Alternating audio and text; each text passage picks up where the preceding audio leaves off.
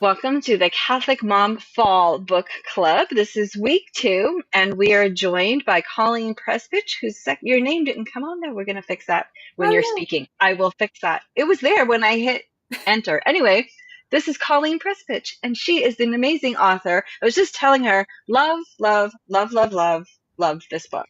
Real Moms of Real Saints, and it is really good. Like, I keep finding new little nuggets and just being Mhm, completely drawn into the beautiful story. And mhm, today we're going to dive into the story of 4 more real moms. And I mhm. think because we only have 30 minutes, we're just going to dive right in. Is that all right, Let's do Colleen? it. Let's do it. All right, let's start with Maria, who happens to be Maximilian Kolbe's mama. Tell Yeah. me about her. Oh, she was the second mom that I researched. And I majorly lucked out. And this was the moment I knew that God was like blessing this book. It was during the pandemic shutdowns. And I had discovered that a Felician sister wrote a full length biography of Maria Kolbe, full book, Oh, because Maria Kolbe is the first associate of the Felician order. And so I'm like trying to find a copy of this book. And of course, it's not in print and it's like super niche. Um, a but little bit. but the sister who wrote it is her like convent was 20 minutes from where I grew up.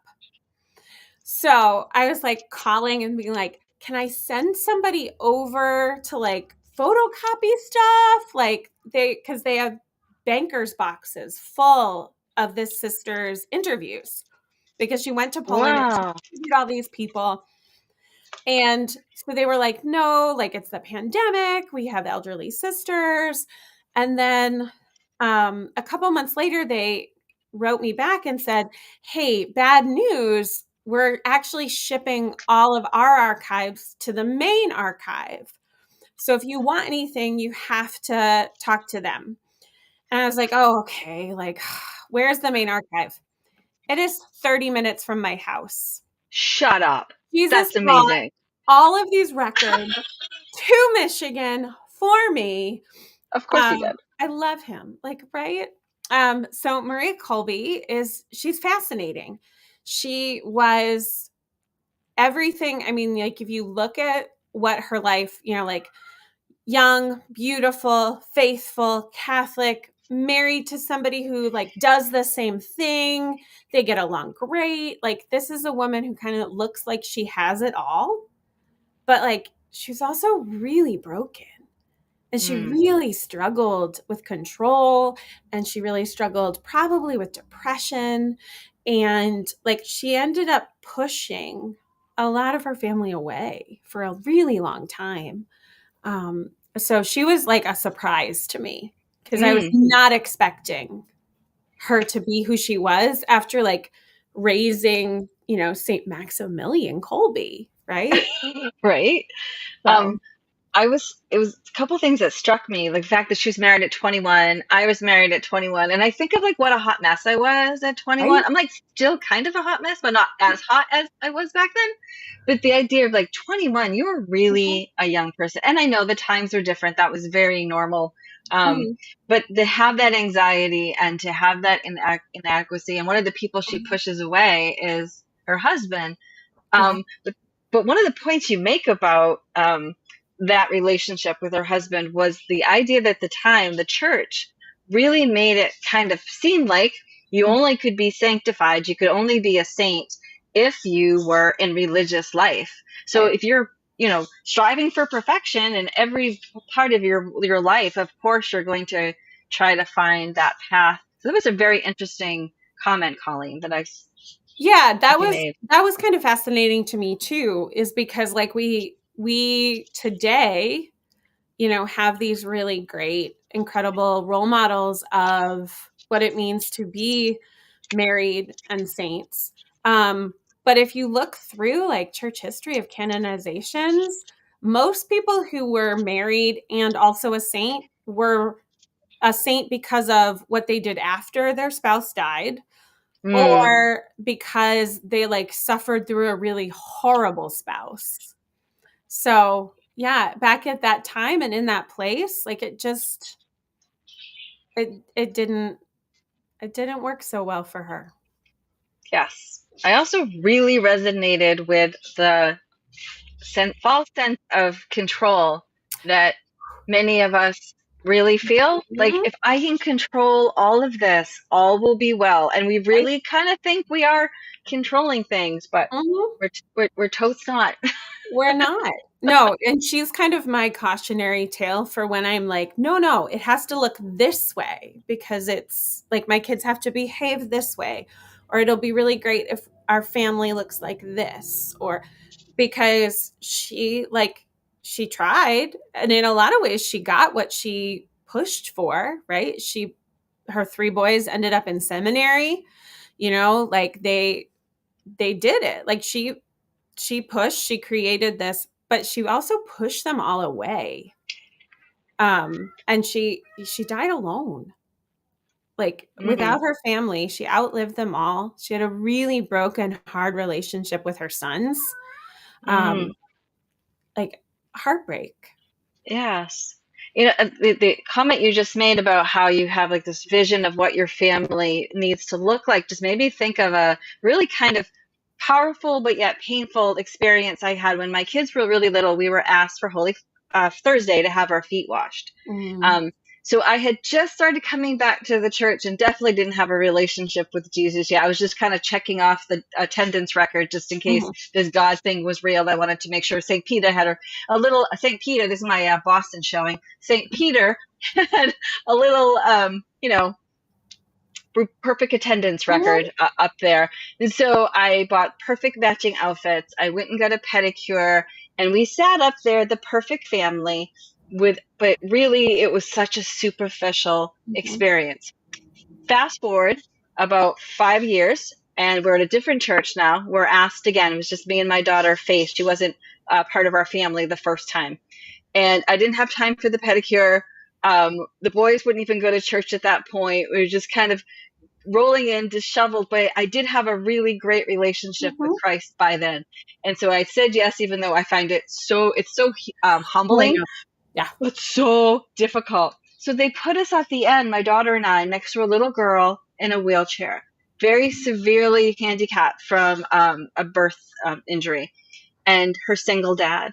And I watched the two of them, just so beautiful. The relationship was so beautiful. And I watched the priest come, and the closer the priest got, the more excited this little girl got. Like, she got it. Like, Mm, this is Jesus coming to wash my feet. Like, and it okay. was in that very humbling moment that I was like, this is the real experience. Yep. Disheveled, hopefully Mhm. no toe cheese. Like, I was just like, I am who I am, but I'm Yeah. experiencing Christ in that moment. But it's Yeah. really hard to get to that point. It's really hard to get to that point.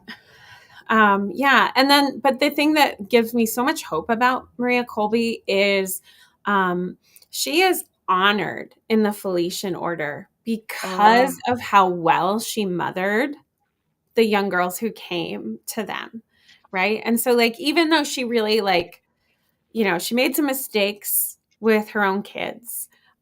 She was such a beautiful witness to like what it really means to unconditionally love to all of yeah. these young women that like as an order, they honor her as a mom for them. So like it's one of those like, okay, there's hope. We can make really big mistakes. Things can be okay.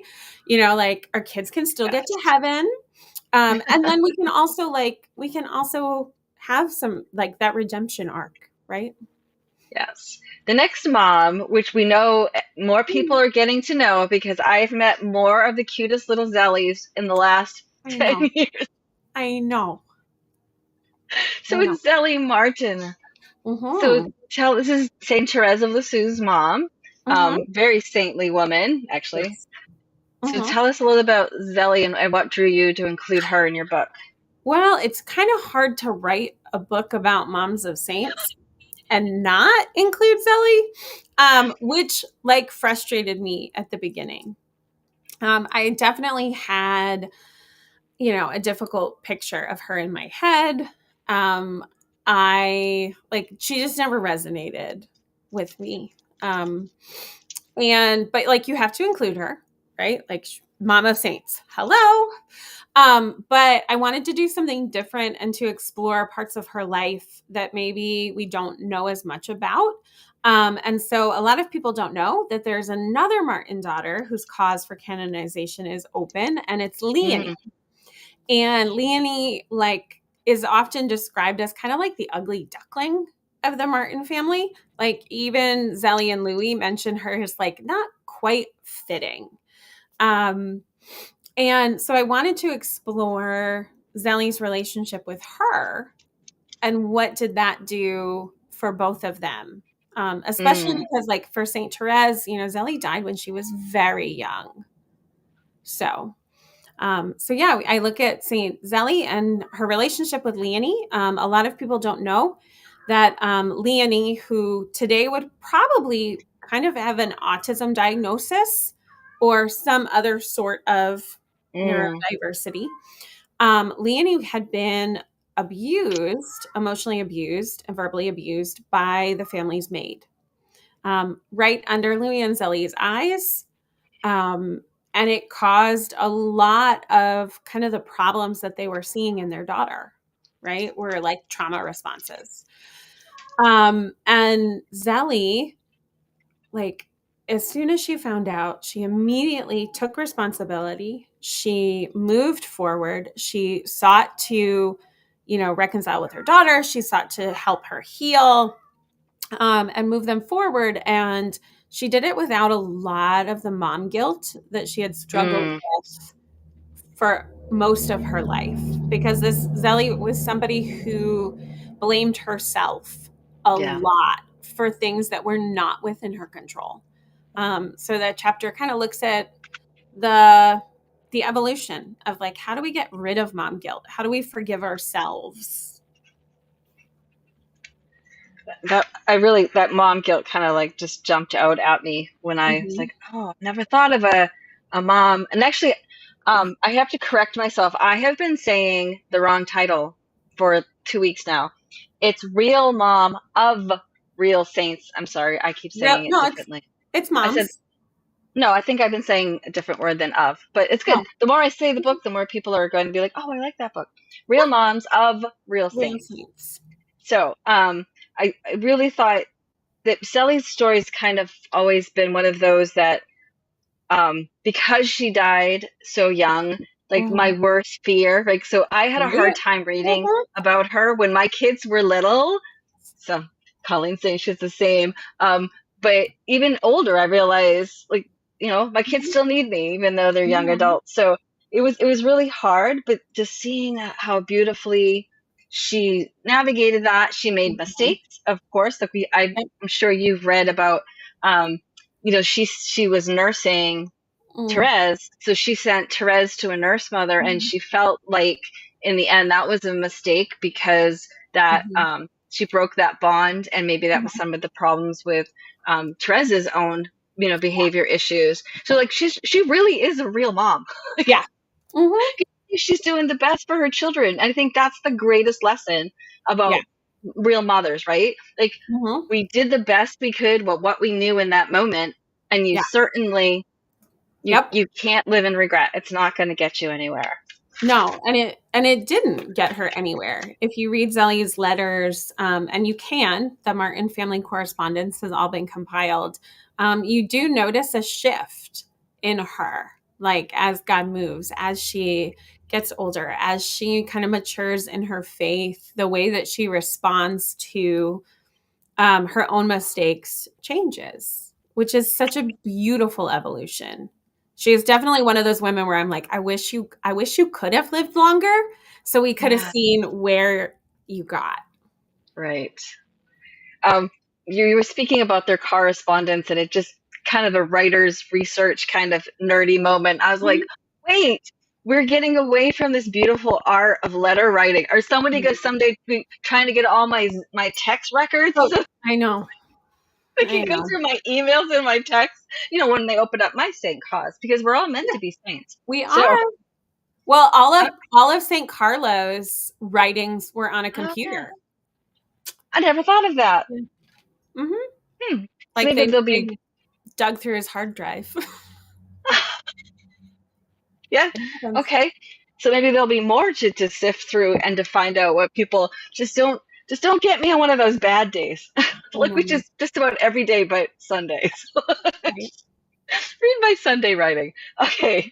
Now, the next one was, again, very sweet to me because it includes a mother in law, and I just became a mother in law. So, um, no longer will I ever make a mother in law joke because we're really good people. We're such good Yes. people. So, tell me about, I'm actually not even going to try to say their names. Oh man, Saints Amelia and Macrina, the elder. Um, they are a mother-in-law, daughter-in-law pair from late Roman Cappadocia, which is modern-day Turkey, Right. in the 4th century.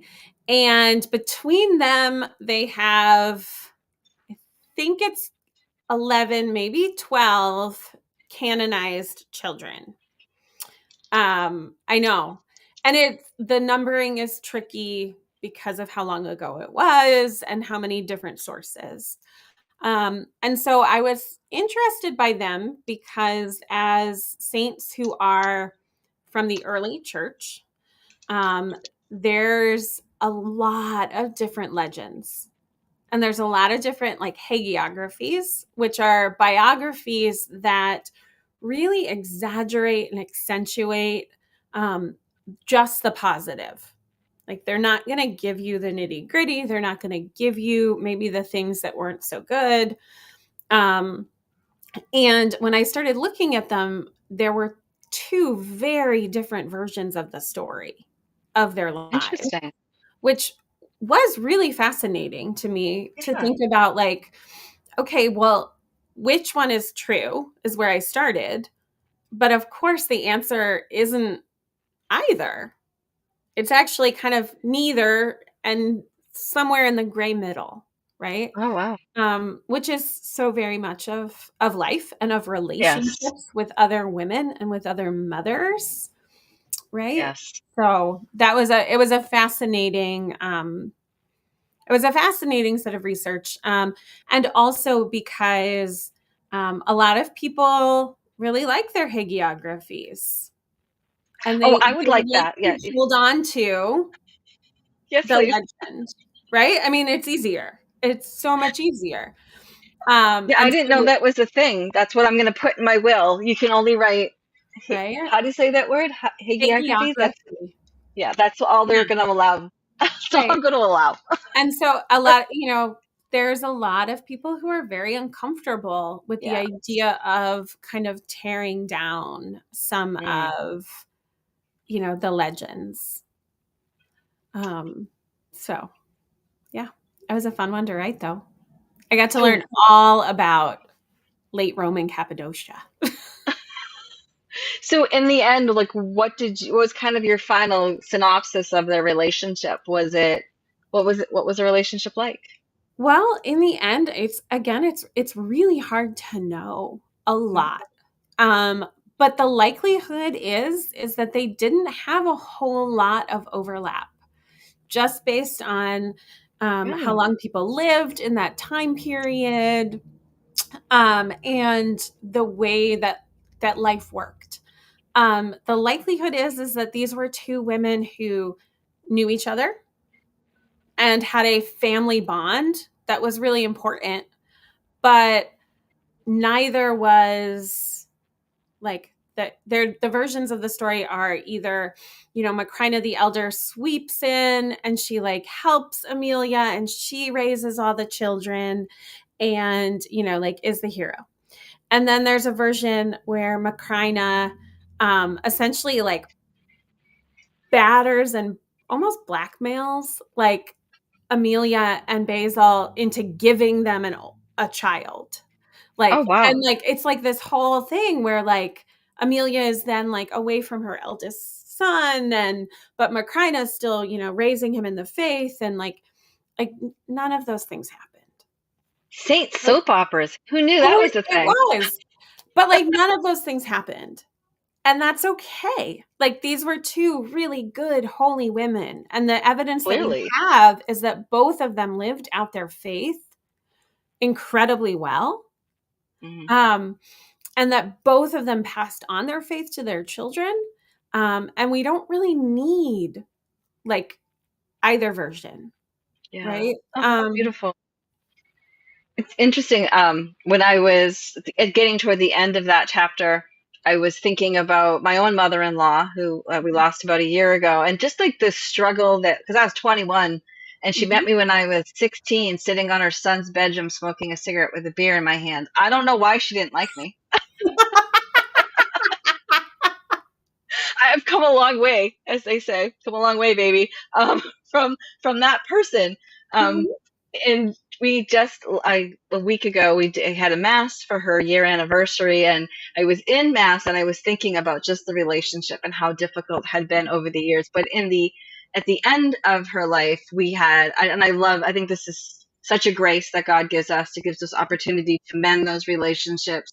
We Yeah. never really said I'm sorry to each other. We just started to treat each other differently. So it was just kind of Mhm. this mutual, way of dealing with each other. And I was sitting there and I was thinking, out of all the children and wives, I'm the one having a mass said for you.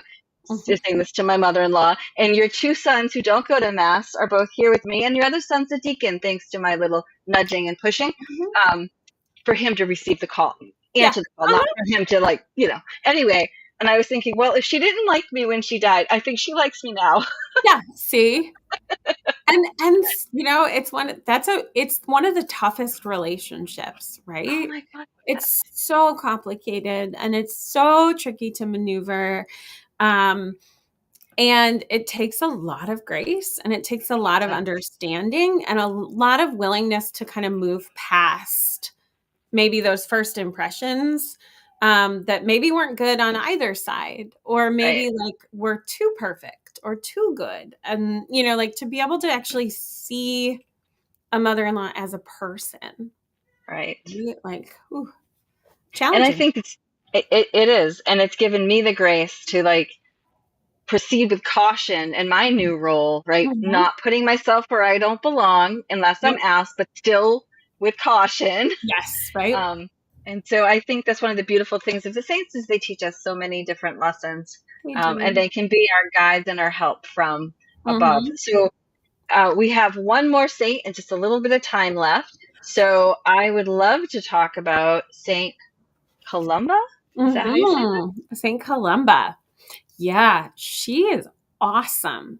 This is the woman who almost like single-handedly, like not controlled, but like really ran the early Korean church.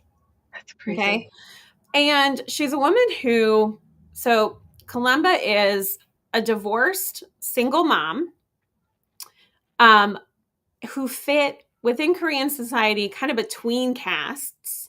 So she didn't really have a place. Her husband had divorced her, but she's raising their child and his from a previous Oh marriage, wow. right? And she's on her own in the city at a time when like that's not really okay.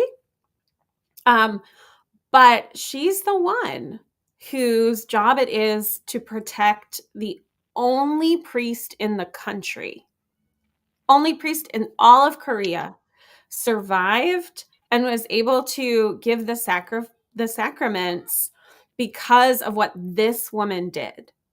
And she catechized, she ran kind of the women's churches, because with one priest, like your church is not built around the sacraments in the same way that it is Mm-hmm. for those of us here, right? Like um but and this was a time of intense persecution. Columba and her son um, both died as martyrs, right? Um, and she like went to her grave protecting the faith and this priest. That's Um, amazing. and it's so unexpected, right? Especially like today where we have this kind of like ideal Catholic woman, and we have a lot on social media and a lot that like portrays like this one very small version of what it means to be a Catholic woman, a Catholic wife, a Catholic mother. And she just like throws all of those things out the window. I love that. And she was really like, she knew who she was and she was firm. You know, there were men who kind of came in and were like, hey, we can take care of it now. We've got this. And she just was like, absolutely not. Be gone. Like, I no. Like she in a very like, I know who I am. I know what my calling is. Yeah, I love her. She was so brave. And can you I'm again not even gonna try to say her son's name. I'm No, gonna let you go for it. don't Hong Pilchu. That's Yeah, how I would have said it. So, all yeah. right, I wouldn't have been too far off. Mm-hmm. Um, I know. and the phrase that caught me in this chapter that you used several times was the quote unquote, and you did put it in quotes, Mm-hmm. good Catholic family. Like you're talking Mm-hmm. about the good Catholic wife and good Catholic mother, but Mm-hmm. also that kind of going almost full circle to the first story we were talking about is that Yeah. that good Catholic family is the family that's just trying to love the Lord in their Yeah. own way. That's how I took it. Mm-hmm. What was your thinking when you were, writing that? Well, I think that there's a lot of us who have been told, right? Either told to our faces or told in ways that kind of hint at like, oh, you know, so and so is from a good family. Or so, you know, like, or that, you know, like that's a good Catholic family. The one whose kids are always perfectly behaved in mass, or, you know, the dad's on the parish council, or whatever it is that looks like, you know, like picture perfect, Yeah, right? You could snap it, you could put it up on Instagram. That's and I just wanted to challenge that assumption. Not that there's anything wrong with, right. you know, like I'm a stay-at-home mom.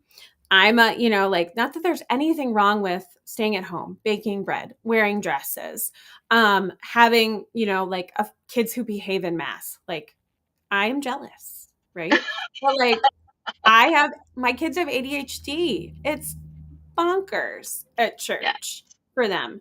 Um, like there's nothing wrong if you look that way and you fit that mold. Like praise God, that is amazing and that can be a beautiful, beautiful witness. But it doesn't have to look that way. Like right, there's nothing in the church that says this is it.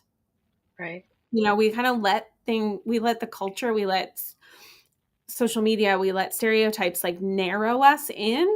And the church Hmm. really says, like, absolutely not. Hey, look at this woman. Yeah, I think the cloud of witnesses are saints, are holy men and women, whether they're named or not saints. I think there's Mm-hmm. such advertisement for the fact that there is no one perfect way. And I mean, there was. It was his name was Jesus, and we're not him. Mm-hmm. So we have these wonderful examples of there are many ways to one way to heaven, Jesus, but there are many ways. It looks different in how we Yeah, follow him. I guess is the way I want to say it that. does. It does. And I, you know, just like be suspicious of anybody who tells you otherwise. I think on that note, we're going to end because that's very, very good advice to end on. Like, just be suspicious if they're telling you to be any Yeah, way other than Jesus tells you to be. exactly. Colleen, thank you again for another incredible conversation. Again, Uh, we're talking in our Catholic Mom Fall Book Club with mhm. Colleen Pressvich, and it's Real Moms of Real Saints. And this is out from Pauline Books and Media. The link is in the comments on how you can purchase this. You can also go to CatholicMom.com. We have show notes and more links for you to find Mhm. more things about our amazing guest, Colleen Pressvich, and this incredible book. We'll see you next Thursday, 1:30 p.m. Eastern Time. We continue and conclude our wonderful discussion. God bless you, everybody. Bye.